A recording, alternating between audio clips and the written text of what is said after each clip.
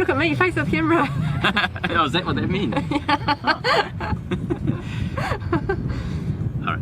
Hi, we thought we might talk a little bit about our project, why we're doing it, how we're funding it, and where we're starting from, where we are actually building BRUPEG. And I suppose where we're going to go is a really good. Yeah. So BRUPEG is a collaboration of a few ideas that we've had over a number of years. So we decided maybe 6 or 7 years ago that we'd like to live on a boat, and we were too nervous at the time to buy.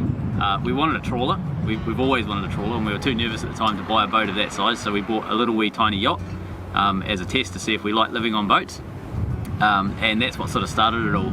We did. We love living on boats. We just struggled with the sort of size of living on a small boat, so that's what led to upgrading to BRUPEG. But one of the main reasons we decided to have a boat like this is with the little boat it was really difficult to share it, and we wanted to be able to share our boat with people, friends and family, and people that we enjoyed hanging out with. So I suppose the idea to get a boat the size of BRUPEG was sort of based around the fact that we could actually make it into like a social boat. We could actually share this experience, because it's a really amazing experience. If you've never sort of lived on a boat or been on a boat for a long time, it's a pretty awesome lifestyle, and not a huge amount of people actually get to experience it, and with BRUPEG we can start to share that.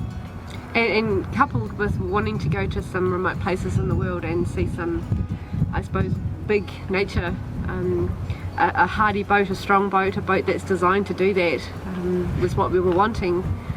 So we wanted to give you a breakdown of the finance, how we're looking at essentially paying for all of this, because it's not cheap to rebuild a boat like this and then use a boat and travel around on a boat like this.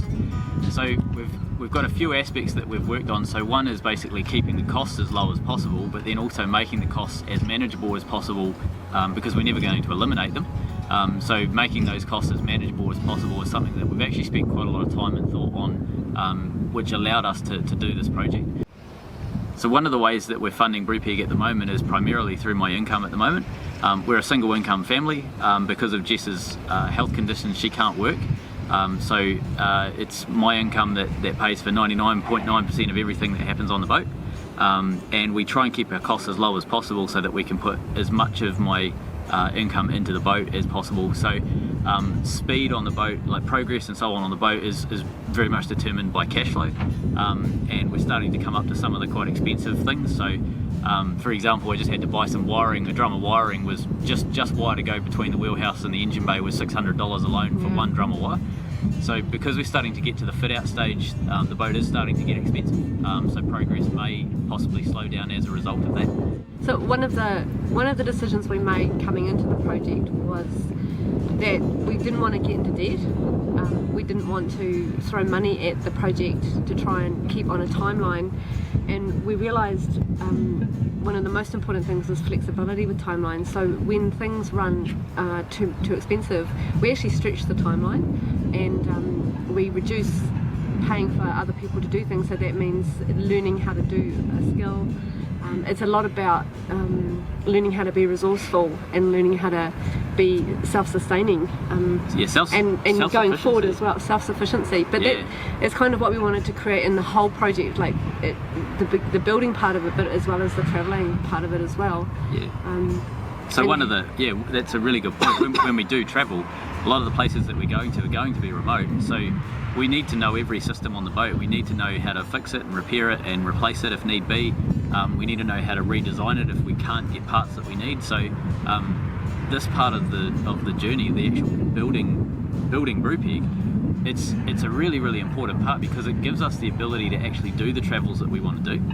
If we just threw money at this, it wouldn't work, because we wouldn't know how to repair the boat when something eventually goes wrong in a remote place. But it changes you when you have to be resourceful and you have to be self-sufficient. So I'm really glad it's happened this way. We did plan for that. One of the things we didn't really plan for, we kind of had an idea about it, was people. We wanted people to come with us, we wanted to take people on journeys, we wanted that experience, and we looked at the people suggested, and we looked at the possibility of building something that was a commercial enterprise, and it would just change the atmosphere that we wanted to create. We want when people come on board, you know, if we're lucky enough people want to come on board to different legs of the trip with us, we wanted to have a feeling of crew working together. There is the possibility that it's self-funded, the boat funds itself, so people come on board, pay for the experience, everyone contributes into that. Like a cost share arrangement. Yeah, that's what we're aiming for, and it may not work, and that's okay. That's what we're hoping for. So we're wanting to also share the experience, and that's the video stuff and the online stuff, and that's turning out to be a lot of fun. It is a hell of a lot of fun. And it changes the experience for us. For the first part of the build, we weren't doing that, and it was hard slog, and having you guys involved has been really amazing. It's something because I mean, we've been doing this boat for close to 4 years now, and for the first 3 years we were just taking snaps and, you know, like pictures or whatever, mainly so I could brag to Ryan like how big my boat is when I went back to work with him, you know. We had no real intention of sharing it because we didn't even really know about that stuff, you know, and it's been pretty cool being able to share it because we've met so many cool people as a result of it, you know, and like we said, BRUPEG is for us a social boat, and we want it to be a social boat, and sharing BRUPEG online, it's given us the chance to meet and interact with some amazing people, like all three of us, myself, Jess and Ryan. We read every single comment, so every time you comment on YouTube videos or Facebook or anything like that, we read every single one. So yeah, like we really enjoy being able to interact. So because we're getting to a stage with BRUPEG's build where we need to start putting some fairly expensive gear into BRUPEG to finish it, there's a bit of a balance. So on the one hand, we could throw as much cash as possible at it. Like, for example, for us that would mean, you know, going into debt, taking a loan and buying all of the gear that we need to be able to get the boat finished, but then we wouldn't be able to leave. I'd have to stay working in order to pay that debt off, so that the adventure stops in a way. So that's definitely not a route that we want to take. So one of the ways that we combat that is we actually just slow down. So for example, if we can't afford something, we slow down until we can afford it. We save and we you know, take our time to make sure that we can get the right part, but at the same time not go into debt, because if we go into debt we can't do the adventures. So there's a few ways that you can support BRUPEG. First off, if you're near BRUPEG or you feel like a holiday, we can accommodate you and feed you for the time you're here. We're really happy to have volunteers on the boat. We've met some amazing people you know, that offered up their skill and their time, and for us that's actually part of the adventure, is meeting people that are, you know, like-minded. The next way is you can support us by becoming a virtual crew member. So if you head to our website brupeg.com, you can click on the button, click to get involved, and that takes you to a page where you can support us with our videos and so on, and our content.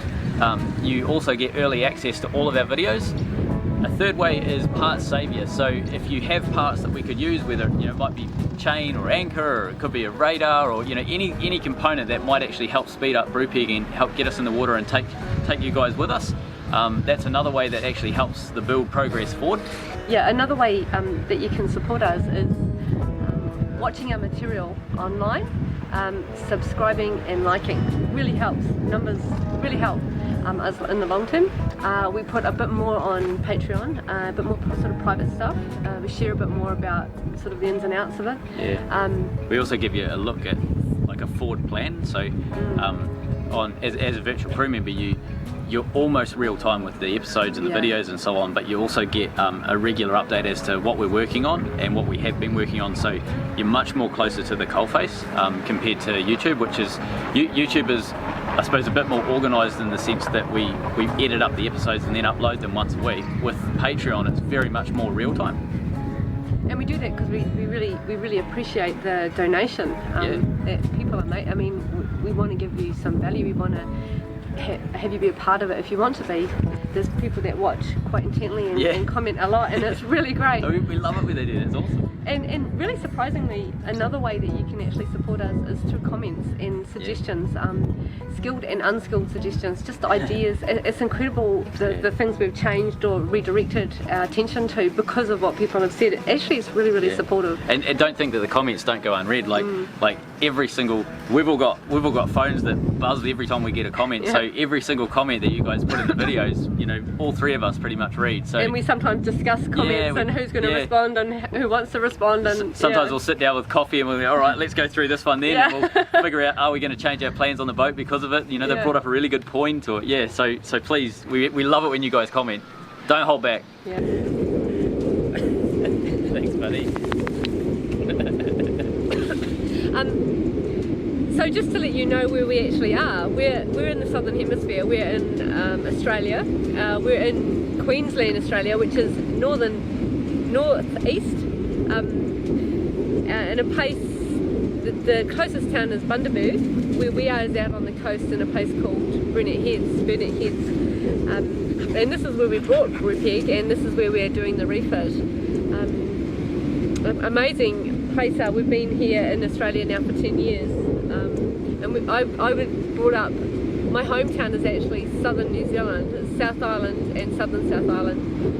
So really cold right now. They're walking around with fires on and jumpers and hats, and they had hail a couple of days ago and they had snow 2 days before that. So it's a pretty cold place, and here I am in the subtropics in Australia. Beautiful beaches and amazing land mass. Actually, it's heats up. It's very hot here. So this is where BRUPEG actually was made, and where it's going to leave from.